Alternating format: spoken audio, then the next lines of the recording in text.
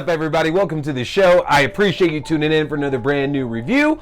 Don't forget, every Wednesday night from now until Halloween at 8:30 p.m. Mountain Standard Time, I'm going to have 12 new spooky streaming suggestions for you to check out so you can get your Halloween season started the right way, and I can do all of the work for you.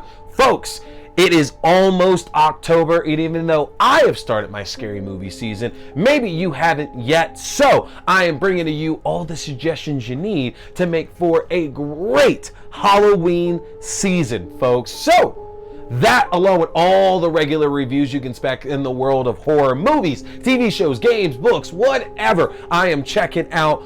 If you want to check that out, folks, you got to get subscribed to my Linktree. And you can do that by going to linktr.ee/T Scary Movie. If you get subscribed to my Linktree, that's going to give you access to the YouTube page, video versions of the show, to your favorite podcasting platforms, the audio-only versions of the show, to my Letterboxd page for my written reviews and movie rankings throughout the year, to my TikTok page for my short horror content, including movie news and movie premieres, to my Twitch page for my horror gaming, including The Thing Remastered and Phasmophobia, and to my Fangoria shop page where you can enjoy my 20% discount off anything in the Fangoria shop, including a physical subscription to the magazine for a year. Take advantage of all that, folks. Hit that subscribe button, as the more followers I get, the more content I can put out for all of you. So, what are we talking about here tonight, folks? Well, if you thought we were done with religious horror about the birth of the Antichrist, well then you are wrong, folks, because another one, as DJ Khaled might say. Folks, tonight we are talking Apartment 7A. That's right, folks, the prequel to Rosemary's Baby that was recently released on demand, as well as Paramount Plus is here, and we got all the great details for y'all. So let's not waste any time. Let's jump on in. Folks, if you haven't seen the trailer for Apartment 7A yet, this focuses on young Terry Gionoffrio, who is trying to make it as a dancer in New York City after a debilitating injury, finds out that there's nowhere left to turn. But after a chance encounter with a friendly couple leads her to renting a new apartment, she finds a new opportunity in her career, but also an interesting new life development that will leave her at a crossroads between heaven and hell. Folks, that is Apartment 7A. Now, here's the thing about this. A lot of the interest in this movie is really gonna depend on your knowledge and interest of the movie that it's the prequel to, Rosemary's Baby. If you haven't heard of that one, that is a very well-known 60s horror film done by Roman Polanski, about a young woman who, her and her husband move into this new apartment building, and she ends up getting pregnant, and we find out she's pregnant by the devil to birth the son of Satan, and the people in this apartment building are Satanists, and there's all this great mystery shrouded around it. Now, here is the truth about it, and I know a number of you are going to tune out after I say this. I'm not the biggest fan of Rosemary's Baby. Not because I don't think it's good. I mean, it is, honestly, it's a decent film. Don't hate me. I just, when I saw it, it was just a bit boring for my taste, honestly. I am a bigger fan of, obviously, more thrillers and like thrillers happening, and it just didn't really whet my appetite for, all these devilish movies, because I felt that a lot of the other ones that I was watching at the time, like The Devil's Advocate and The Exorcist and I can't. There's a couple other ones that I can't think off the top of my head. A lot of those other ones there just felt like there was more going on in the movie that was intriguing to me, that was interesting to me, and there was more scary imagery, I thought, as well. Like, there is some in Rosemary's Baby, but it wasn't enough to, like I said, just really keep me that interested. So again, I think your interest in this is really going to depend on your interest in that. And in regards to that, honestly, I do think the movie very much succeeds.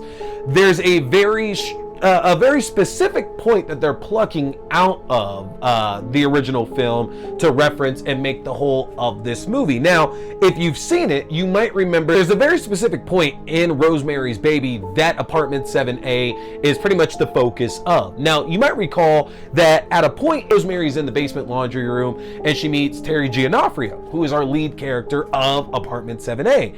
And she's currently living with Minnie and Roman, and she ends up killing herself the next day.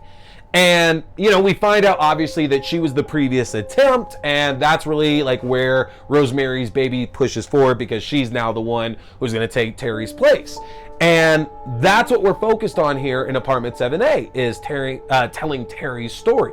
And I think the first thing above all else that kind of struck me hard with this here, wherever the Satanists in any of these films, the fact that these women are just so replaceable is always so interesting to me, because there's a number of these films that are about like the birth of the Antichrist and getting this woman pregnant, and it's like, yeah, she don't matter, like whatever, like if she dies, we're gonna move on to the next one and just make it work that way.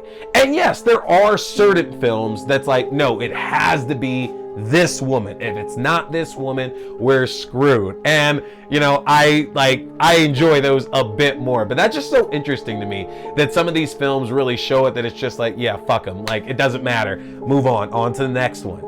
And that's just so interesting to me, because like it really shows like how evil like these people truly ultimately are. But anyway, Terry Gionoffrio, again, is this aspiring dancer who's trying to make it in New York City. She ends up auditioning for this show, to where she meets this director, played by Jim Sturgis, who I totally did not realize that was him until I saw the casting list. And I think it's just because it's been a little bit since I've watched something that he's been in, but you might remember him from Across the Universe, this fantastic movie musical that uses Beatles songs. He's wonderful in it, great singing voice. But anyway, he's directing this show, and again, Terry tries out for it, and they continually have her do this move over and over that's like very much like weighing down on her ankle that's been injured. And eventually, you know, she falls and her ankle is hurt even more at this point, and there's no care given. And when all things seem ultimately low, this is when Terry ends up encountering Minnie and Roman, who end up saving her after, you know, she gets high and throws up on the street. And Minnie and Roman encounter her and take her in. And here's the thing, again, from the perspective again of knowing Rosemary's Baby, you know where this is going. And the whole idea is that we're just going to basically see Rosemary's Baby after that. That's the whole idea. And that's the only slight downfall here, is that, again, we know how a lot of prequels work, is that this is going to basically be the majority of the same thing. But where it kind of surprised me, honestly, was that I did feel that the rest of it, even though it is following a similar path as Rosemary's Baby, was an interestingly enough story about Terry. You know, the entire time we're getting to see what Terry wants out of life and what Terry's aspiring to be. And she wants to be this dancer. She wants her name in lights. She wants to be celebrated. She wants people to know her. And we see that drive at the beginning of the film, her getting ready for the show. We see her get injured and how devastating that is for her. And the fact that even with this injury that she knows she can't properly dance without it getting, you know, some kind of work, she continually keeps going out for it more and more, hurting herself more and more. And after everything, and Minnie and Roman take her in. And again, we know obviously her luck turns around because the fact that she's going to be given this gift of being the mother of the Antichrist. But she starts to get this luck back, and her confidence goes back up. She starts to get closer to the dream that she really wants, and she still has, you know, these hurdles to get over. She still has these mountains to climb. And I thought that was a very, very interesting story. You know, with Rosemary, a lot of it is her figuring out just really what's going on and deciding whether or not this is something she wants to do. And it's really focused on her, and it's like, are you sane or not? And there is some of that in Apartment 7A, but again, it's really, really focused on Terry herself and this journey for her getting closer to what she wants. Because again, obviously this devilish influence is the reason why she starts to get closer to her dreams, and she starts to get this role and gets to dance and gets to sing. And yes, again, this causes other people to get hurt and injured and things like that, but she starts to get her smile back, and she starts to get to actually feel not worthless to the few friends that she has, and she has these people that care about her and smile at her and like really look at her dotingly. And that's when she finds out that she's pregnant. And you know, some of this stems this stems from an encounter that she doesn't remember with the director of the show that she's now been cast in. And we assume that, again, that's what happened, but as we kind of see in the images of it, that some kind of sparkly devilish creature ended up being the one that might have actually done it. Now, that's part of where the movie falters a bit, and I'm trying to kind of figure out, I guess, the reason for the look of it. Like, maybe the whole idea is that she's achieving her dreams, so it comes to her in a sparkly, like, a sparkly vision, because it's like her seeing stars. I don't know. Like, I'm trying to make sense of why they went with that design for the devil, honestly. And I'm not coming up with anything. I'm not coming up with anything at all. So I don't know. But anyway, though, Terry ends up pregnant, and the movie's basically following her as, you know, more of these creepy things happen involving Minnie and Roman and her doctors. But honestly, I still felt like that wasn't really the focus. Like, the movie spends so much time focusing more on Terry and dealing with this pregnancy and how it's going to affect her career and what that means for her life in general, really more so than, again, the fact that she's birthing the child of Satan. And that's there, don't get me wrong, that is definitely there for sure. But up until like the last 15 minutes or so of the movie, it really focuses more on this woman like trying to come to terms with something that could take away what she really wants out of life. And I just found that very, very fascinating, because especially in the world we live in and the rights constantly like being under attack, it's just interesting to see that play out in this film. And the fact that Minnie and Roman offer to take the child. They offer to tell Terry that they'll gladly raise the child as well. And it still offers the chance for Terry to still get her dream and not really have to worry about what she sees more as a problem.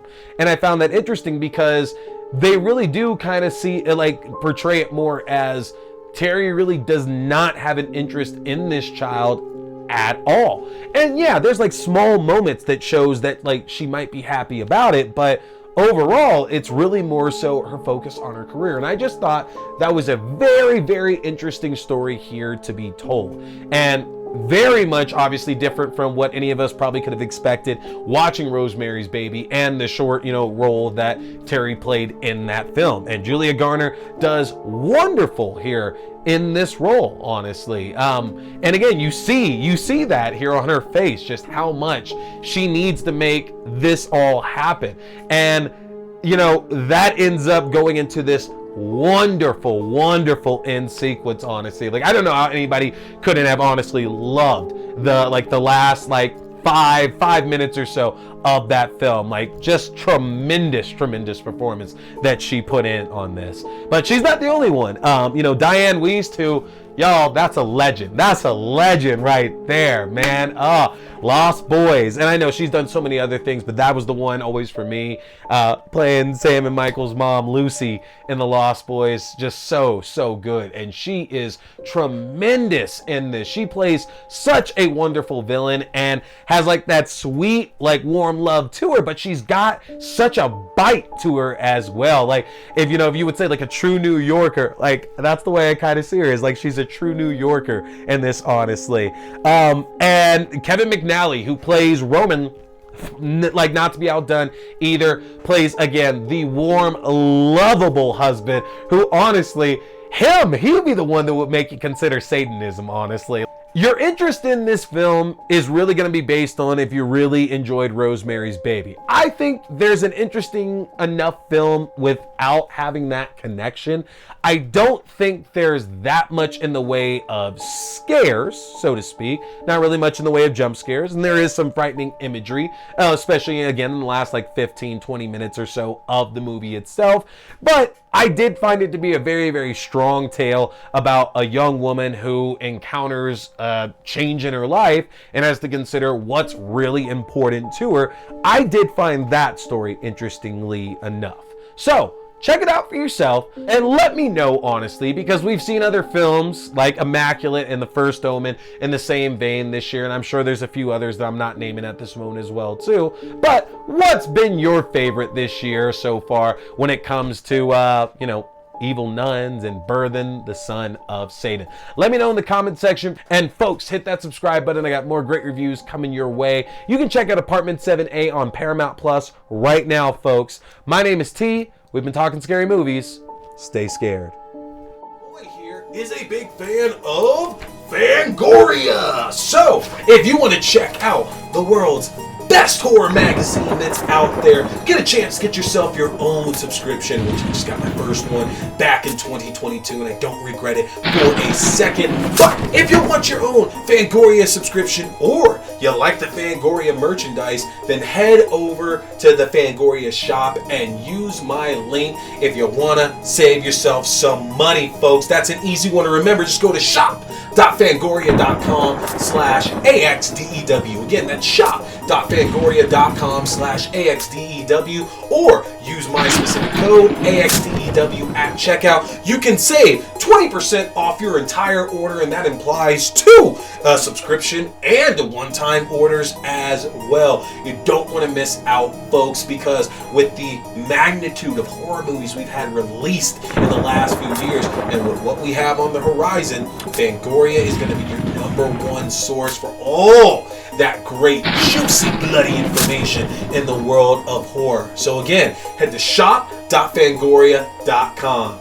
Hey there, folks! Thanks for tuning in to T Watch This Scary Movie. I appreciate you checking out another review or movie news, whether we're talking movies, TV shows, books, or games, whatever, it's all scary. Remember, you can check out new episodes every Wednesday night at 8:30 p.m. Mountain Standard Time on the YouTube page for video. That's youtube.com/C/Theron Reynolds Scary Movie. Again, youtube.com/C/Theron Reynolds Scary Movie. And you can check out the audio version on all your favorite podcasting platforms. Just search T Watch the Scary Movie or TWASM. Don't forget, my name is T. We've been talking scary movies. Stay scared.